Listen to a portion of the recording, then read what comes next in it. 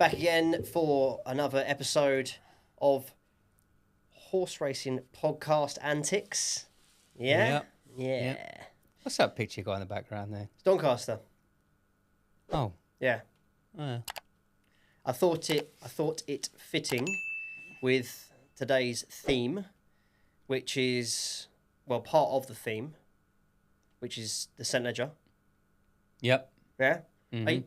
Why are you looking at that picture so closely? Because, I don't know, I just didn't recognise it.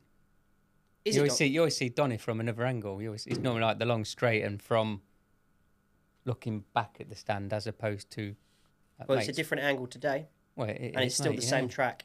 Yeah, fine. Okay. So we're going to talk about the St. Ledger today, everyone. We're going to talk about the Irish Champion Stakes, and then we're going to talk about all other business as well. Oh, like any other business? Any other business, AOB. Oh. AOB. Let's start with talking about St. Ledger. We should probably get into this quite quickly because we've got there's a fair few horses to go through in this and in the Champion Stakes. We're not going for every horse, are we? Not going for every horse, no. But there's certain horses that deserve our respect and deserve our attention in the Ledger. Okie dokie. I've been waiting for this race for the last couple of weeks, and we've mentioned it on the last few episodes just to say, the Ledger's in a few weeks. It's coming up. Well, now, at the time of filming this, compared to when this episode goes out, by the time this episode goes out, the Ledger is basically tomorrow. Yeah, it's going to be tomorrow. Yep. Which is exciting. So can't wait. And I am not working. Are you not? No, I'm not working. So you ain't got to go sit in the toilet and have some Doris try and break in? No, I haven't. Yeah, anyone who hasn't seen that, I had a little vent about. Yeah, well, just go. We'll to move TikTok. on because it was random. Yeah, I know. Do you know what? Do you know what I have got as well? Well, come on, give us, because I know who you've backed in the race because you called him about 3 weeks ago. So I think there's only one horse for me that wins this Ledger, and that is Jan Bruegel for Aidan O'Brien. And I understand that the favourite at the moment is Illinois. Mm-hmm. Illinois, who couldn't quite get to or finish just half a length behind Los Angeles last time out. Dropped away, then stayed back on, which is why that horse is favourite for the Ledger. And it's going to be sure as hell suited to... and it's won over the trip. Yeah, to go back up to this distance. Yeah, so it's a funny one because Illinois has actually won over 1 mile 6. Yeah. Jan Bruegel hasn't. No. But Jan Bruegel always seems to be staying on over 1 mile 4, so you'd be quietly confident he'll get the trip. This is Jan Bruegel's fifth start, I think. I think he's only had 4 races, or maybe 3 or no more than 4. So he's going from strength to strength. Last time out, didn't have a hard time of it. Don't get me wrong, was entitled to win because he was odds on. But for me, this horse wins the St. Ledger. I know who Ryan hasn't picked who he's going to ride yet. And that, you said to me on the phone the other day, is going to be a huge giveaway. Yeah, because you've got the Irish Champion Stakes, then the St. Ledger, I think they're on the same day. Yeah. So he may have 3 or 4. Depending on what country he's in. Proper Group 1 O'Brien horses to choose from. Yeah. Which will be a massive giveaway. But obviously if he stays in Ireland, someone's got to ride Illinois and Jan Bruegel. So... on pedigree, Jan Bruegel stays. If you're looking at his pedigree, he stays. He should stay. Should be a good race. It looks like he'll relish it. But at the moment, as it stands, I think the market is singing out that Jan Bruegel is about 4-1. Illinois last time I looked was about 7-4. 6-4. 6-4? Yeah. Okay. So that's moved slightly. But I'm really looking forward to seeing my selection. Yeah, next week. it's the last of the classics. So you have the 3-year-old classics. Guinness. I always say Guinness, Derby, and the Ledger. Grosvenor Square, the other O'Brien. So basically, O'Brien's got the 1, 2, 3 in the betting. Yeah. I don't know a lot about Grosvenor Square, actually. I probably should look up a little bit Won more last time out by however many lengths? Yeah, I think it won by about 20 lengths. How many did you like? Silly last time, which was over 1 mile 6. So clearly, that was in a Irish St. Ledger trial, which I think was a Group 3. Ryan Moore did ride that horse, actually, funny enough, that day. But yeah, it should be good. The Ledger's normally a good race. Sunway is an interesting one in there. I want to get into you're this one of your favourite trainers, David Menissier. Yeah. You like Menissier, don't you? He's just in good form, David Menissier, lately. He's got a lot of runners. He's got a lot of runners running into the frame. This has been. I haven't seen him in form like this in quite a while. I think he's a really well respected trainer, and flies under the radar a little bit. Has had some good success with a horse we love, which is Cois Chorister. Yeah, we love him so much I couldn't remember his name. I couldn't remember the name actually. And lately he's got a good strike rate lately. He won again. He won on a horse last week. William Buick was riding. And he's been doing really well. And I think Sunway is a selection of some of our followers. TikTok, we've got a couple of comments from a video we posted like 3 weeks ago saying, who's your Ledger winner? If you've got any early predictions, let us know. A couple of people have gone for Sunway. Have they? Yeah. Okay, interesting. Be interesting. I think that's a good chance. It's the only thing that, obviously, it's never raced over the trip. Pedigree doesn't say it stays, but it's not in his pedigree. But it's been, was it the Irish Derby? He stayed on. Stayed on second. Yeah. Was it the Irish Derby? Third, I think. Third, was it? Third. Which is good form. Yeah. So you definitely weren't. And I want to second. It was second. Okay. Second, I'd like to see who rides for him, and interested to see who he will have booked. I think it may be O'Sheen. Well, O'Sheen rode it in Ireland. Yeah. And then I think James Doyle was on it for the King George. Sounds about right, yeah. Which I think it finished fourth. I'm just having a look now. Yeah. Yeah, stayed on, but not Pace Challenge, finished fourth.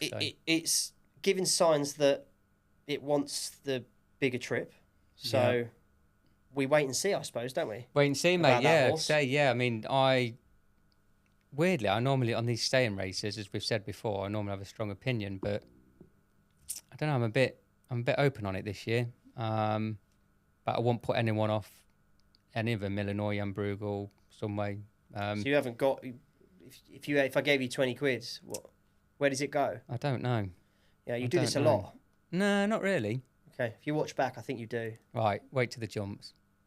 Yeah, okay. Because then I don't do it a lot. Right. On the flat, maybe. We're here to talk about the Ledger today. I know. All right, you know not me, the King mate, George. the jumps. So, I don't know. Great content. Yeah, when really, I love really it, good. everyone will be like, all over that. Yeah, well done, mate. No, it is an open ledger. Someone will call me a wanker in one of the comments or something. Just say you fucking whatever. Well, it might divert the attention from me then, wouldn't it? Absolutely ridiculous.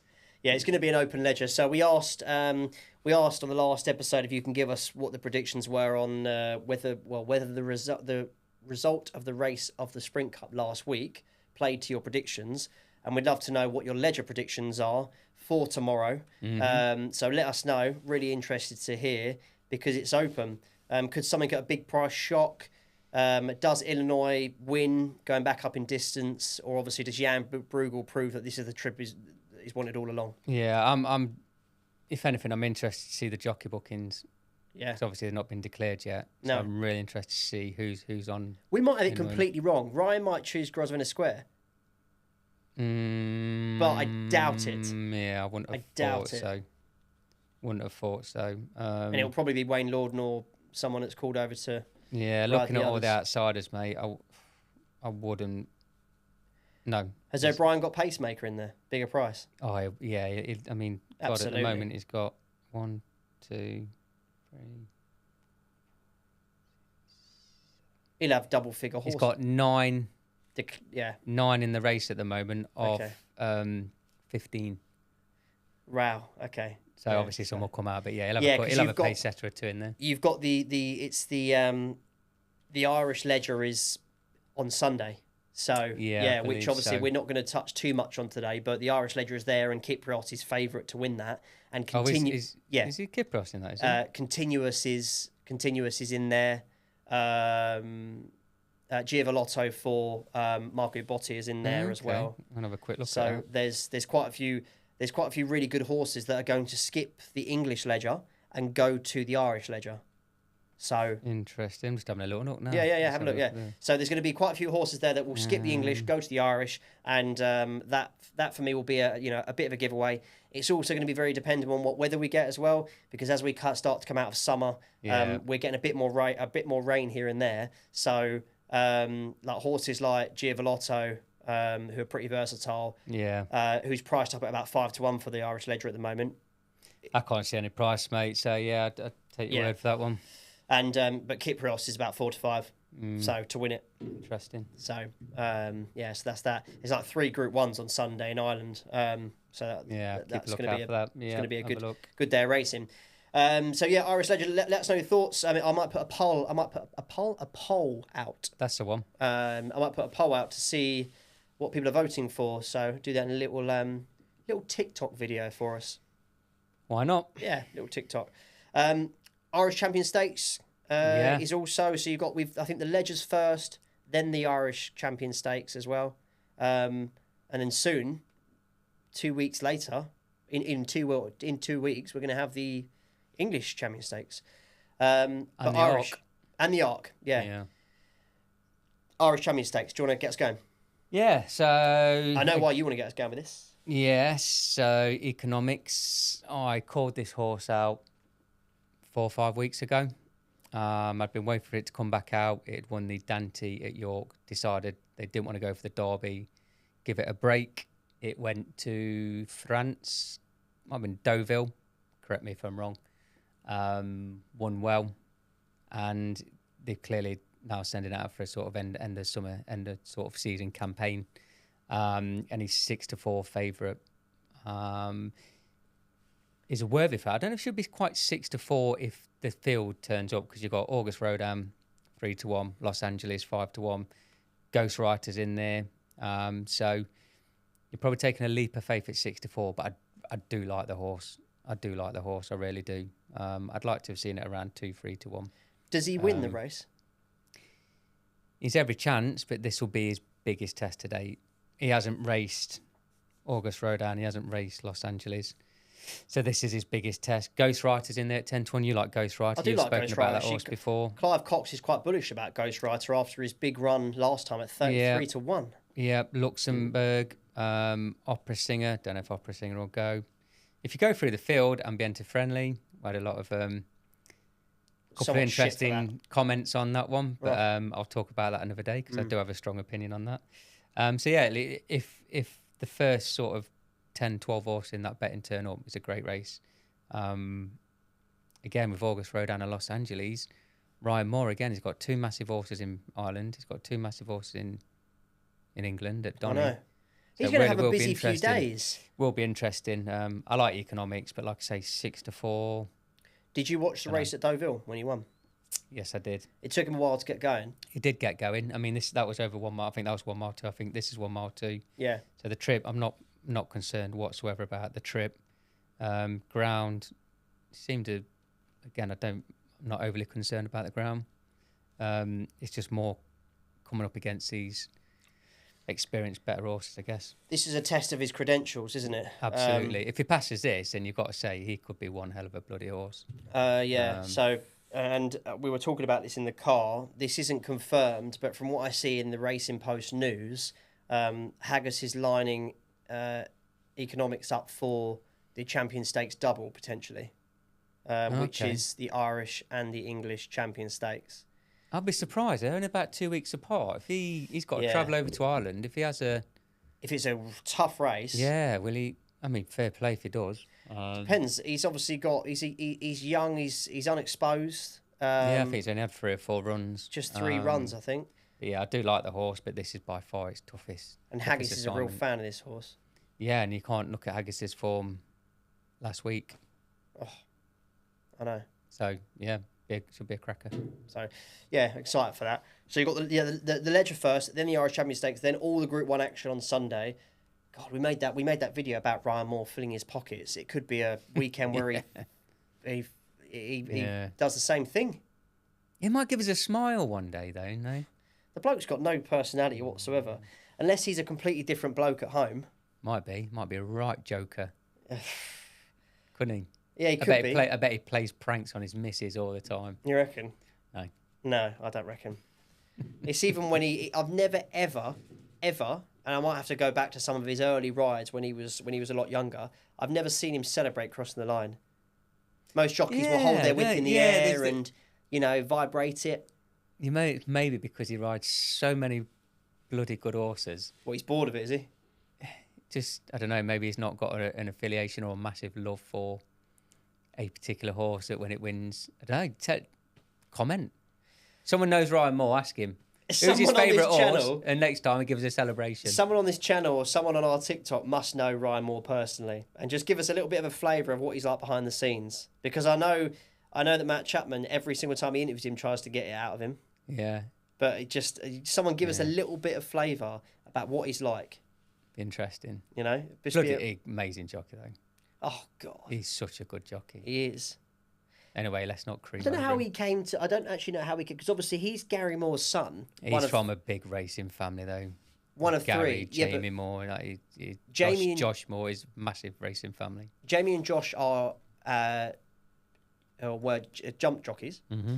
Ryan not only went to flat, but also went over to Ireland to join Aidan O'Brien. Yeah. As the stable jockey, whereas Josh and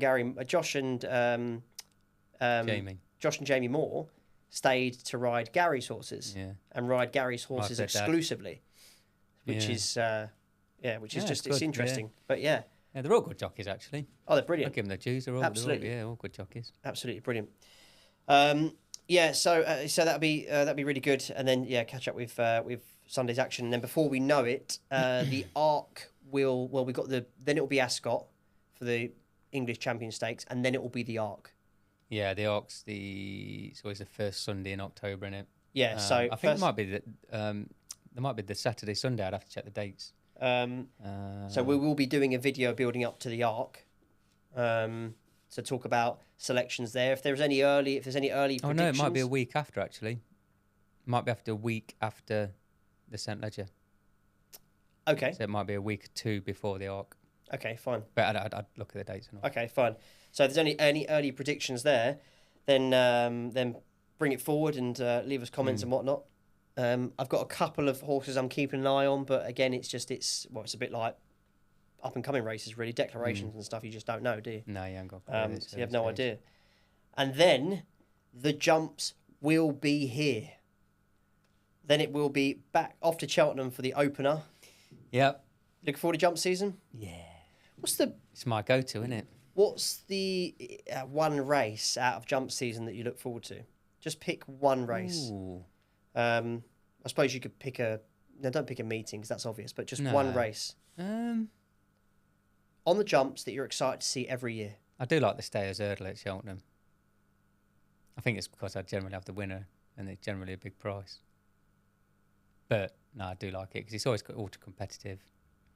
The Grand National's all right, but it sort of lost its fizz a little bit. Gold Cup's always a good race, obviously. But then you've got some of the big handicaps as well at Cheltenham. They're just like cavalry chargers, aren't they? They're great to watch, especially if you're on with the one that flying up the hill. Yeah. There's a lot of good ones, but they're the sort of like the Potemps and that sort of handicaps. The Coral Cups and stuff are good. King George, you have the King George at Ascot. Ascot. King George at Kempton. Yeah.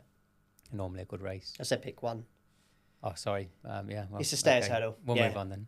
Thoughts? Favourite jumps race of the year? Tell us. Yeah, it'd be interesting to know what everyone thinks actually, because there is a lot. There is a lot of them. But the one race that gets you going and makes you think, oh God, I'm excited for this.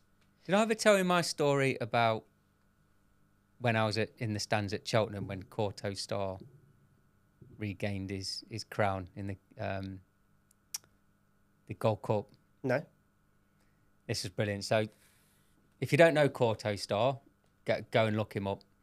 Paul Nicholls' jumper, who won the Gold Cup at Cheltenham, and then he had it taken off him by his stablemate, a horse called Denman. You ever heard of a horse called Denman? Yeah. and then regained it again. But I remember being in the stand, there must be about 50,000 people. And Corto style, when he come around that top bend and he looked in serious sort of, contention, and he did win it. And the crowd went ballistic, mate. And it's one of those when, when the hair stand up on your arms, it's like, it was such, I don't think I've ever experienced anything like that in racing since, funnily enough. Yeah. Sorry, that's just my little story tangent. No, when like you said it, about like races, it. you like, yeah, it was just, I like it, yeah. It was such a buzz, mate. It was like the noise in the stand. It was fantastic. Could TikTok that? Should I TikTok that? If you want to TikTok that, mate, you TikTok that. I'm going to TikTok that. Yeah. Have you been to the cinema lately? No, I haven't actually. I should probably take the missus on a date night, shouldn't I? Yeah. I mean, although obviously the cinema is a terrible date night unless you know the person very well. But you know your wife quite well, don't you? I'd hope so. Yeah. 22 years. Yeah. I'll tell you the reason I ask is if you're trying to get an idea or a flavour of a film, do you watch like the trailer or do you just read up online or?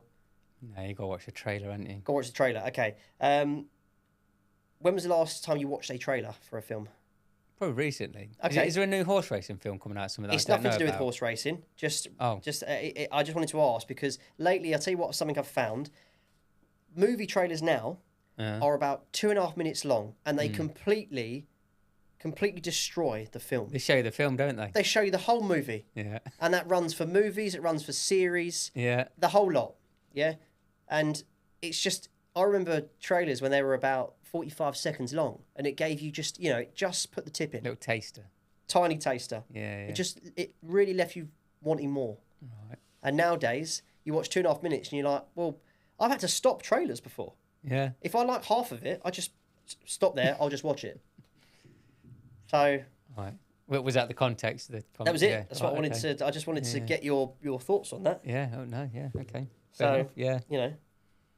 Anyway, that's that really. Yeah, like a good trailer. Yeah, I know. Yeah. So we got Jan Bruegel and Jan Bruegel for me and the Ledger. Chris, you're open. You think the race is really open. But for me, there's only one winner of that race, and it's him. So that's that. And there is also I don't disagree with you.